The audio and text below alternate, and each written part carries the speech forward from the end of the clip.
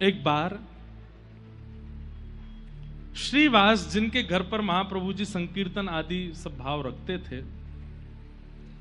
एक बार उनके यहां उन्माद कीर्तन चल रहा था।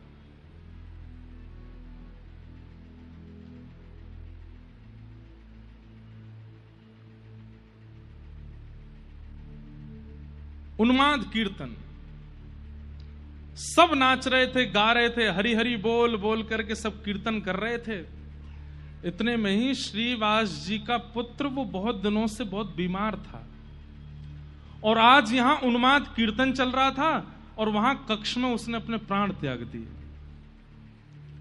श्रीवास जी की पत्नी रोते हुए बाहर आई, तभी श्रीवास जी ने उसको देखा और देख करके तुरंत पत्नी को लेकर के भीतर गए। बोले क्या हुआ? हमारा पुत्र चला गया। जैसे ही पुत्र को देखा तो शरीर ठंडा पड़ा है, उसका शव पड़ा था। श्रीवास जी ने अपनी पत्नी को हृदय से लगाया, बोले कि तुमसे मैंने जीवन में कुछ नहीं मांगा, आज एक बात मांगू। बोले क्या? ये खबर बाहर नहीं जानी चाहिए। महाप्रभु जी कीर्तन कर रहे हैं, सारे वैष्णव भक्त वृंद मिलकर के हरिनाम संकीर्तन, अगर उन्हें पता चला कि हमारे घर में घटना हुई है, अभी कीर्तन विश्राम हो जाएगा। कीर्तन विश्राम होगा तो हम विचार करेंगे क्या करना है। बाहर आओ, हंसती हुई आना, आंसू पोंछ करके आओ, रोना नहीं। पुत्र पड़ा है सामने मृतक स्थिति में, और उस समय श्रीवास ये कह रहे हैं। दोनों पति पत्नी अपने अश्रु पहुंच करके आए और बाहर निकल करके भुजा उठा करके कीर्तन करने लगे। जल्दी बैठो। कीर्तन करते करते अचानक महाप्रभु जी के भाव में सूक्ष्मता आ गई। महाप्रभु जी का नेत्र खुल गए, भावावेश नष्ट हो गया और आपकी दोनों भुजाएं सामान्य हो गई। और सामान्य होकर के आप बैठ करके विचार करने लगे, अभी तो इतना प्रेम उमड़ रहा था, इतना आनंद आ रहा था, इतना सुख मिल रहा था, ये अचानक से चित्त वृत्ति की स्थिति समाप्त क्यों हो गई? कोई अशुभ घटना घटी है आसपास। और आपने तुरंत सब लोगों को बैठाया, कीर्तन विश्राम किया। अचानक से सब उन्माद नृत्य कर रहे थे और अचानक से सबको बैठा करके आपने कहा, कुछ घटना घटी है समीप में, हमारे चित्त में जो प्रेम प्रकट था वो विश्राम हुआ है, कुछ तो हुआ है। तब श्रीवास अपनी पत्नी से बोले, रोना नहीं, कुछ कहना नहीं, महाप्रभु जी को मत बताना। लेकिन वो समाचार किसी को मिल चुका था और उसने धीमे से कहा कि हे महाप्रभु जी, श्रीवास जी के पुत्र का निधन हो गया है और वो कक्ष में उसका शव पड़ा है। महाप्रभु जी ने जैसी ये बात सुनी, तुरंत श्रीवास जी सामने खड़े थे, वो तो नाच रहे थे। श्रीवास जी को बुलाया, क्या ये बात सच है?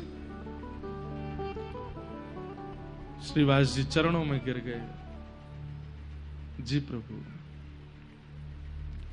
आपने तुरंत श्रीवास जी को हृदय से लगाया और कहा कि आज सच्चे नाम निष्ठ का हमें दर्शन हुआ है। हे श्रीवास जी, जो भी कोई संकीर्तन, जो भी कोई नाम भावुक आपका नाम स्मरण करेगा, आपको एक बार प्रणाम करेगा, उसके नाम का, उसका फल तत्क्षण उसको राधा माधव के दर्शन हुआ करेंगे।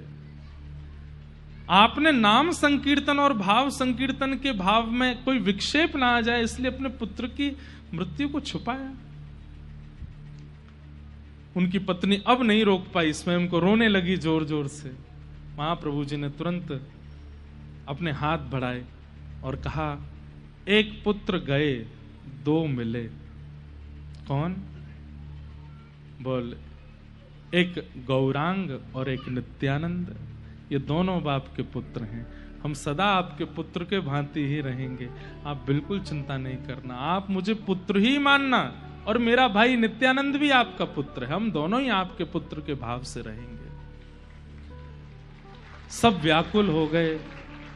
महाप्रभु जी ने तुरंत उस बालक की जीवात्मा को वहां प्रकट कर दिया और प्रकट करके, जिस प्रकार भागवत जी में कथा आती है, एक राजा थे, उन राजा के पुत्र मृत्यु पर वो जैसा व्याकुल हुआ, उसके पुत्र की आत्मा प्रकट हुई, ऐसी वहां आत्मा प्रकट करा करके सबको ब्रह्म ज्ञान करा दिया कि कोई किसी का नहीं है।